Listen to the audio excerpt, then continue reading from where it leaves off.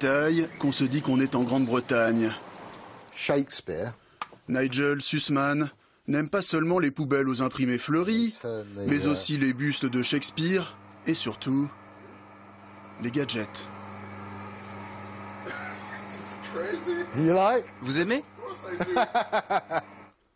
À 54 ans, ce jeune retraité de la finance londonienne s'est lancé il y a à peine 6 mois en politique. Oh, regardez, Nigel Farage. Son parti, c'est le UKIP, dirigé par cet homme, Nigel Farage. Il a gardé des toutes récentes élections législatives quelques souvenirs de campagne.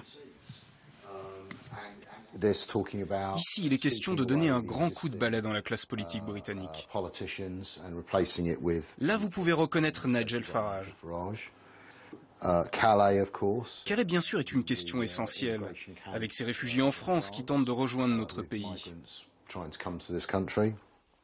L'immigration, thème central dans la vie politique britannique actuelle. Et qu'importent les approximations à ce sujet. On ne peut pas contrôler l'immigration. Fermer la porte, même juste un peu.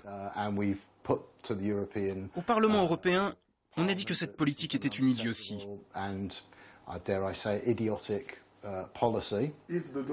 Si les portes étaient vraiment si ouvertes, il n'y aurait pas de camp de réfugiés à Calais.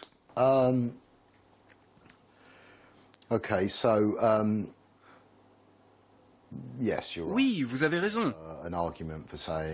Mais il faut dire que l'immigration illégale, c'est encore un autre problème. Mais on paye pour Calais, comme vous le savez certainement.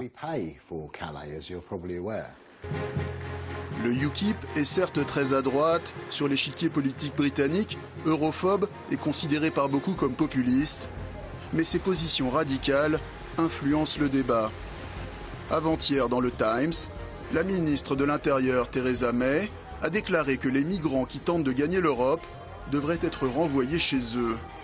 Quant au quota d'immigration proposé par Bruxelles, la réponse est non. Une position comprise et partagée par une majorité de Britanniques, d'après les derniers sondages.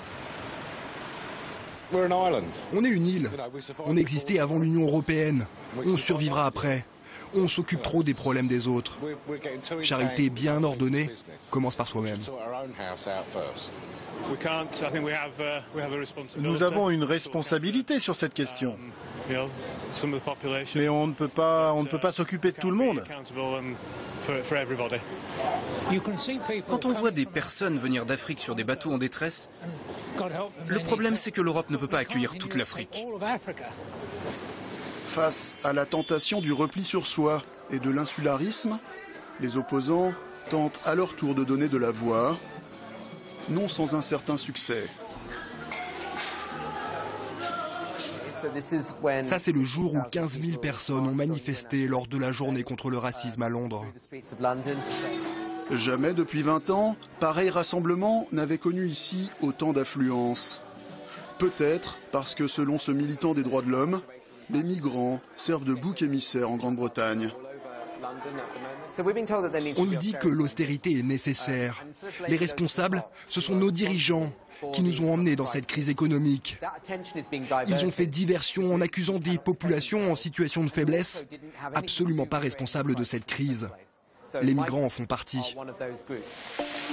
Sur les questions ô combien sensibles de sécurité, le Royaume-Uni bénéficie, comme l'Irlande et le Danemark, d'un droit de retrait, appelé opt-out, au sein de l'Union européenne.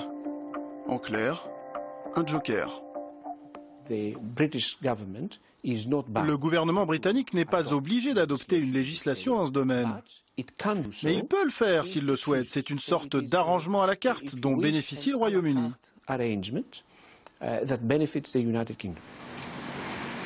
Ce privilège britannique fait grincer des dents ses partenaires européens qui l'incitent à intensifier ses efforts sur les questions migratoires. L'an dernier, en Grande-Bretagne, il y avait 31 000 demandeurs d'asile.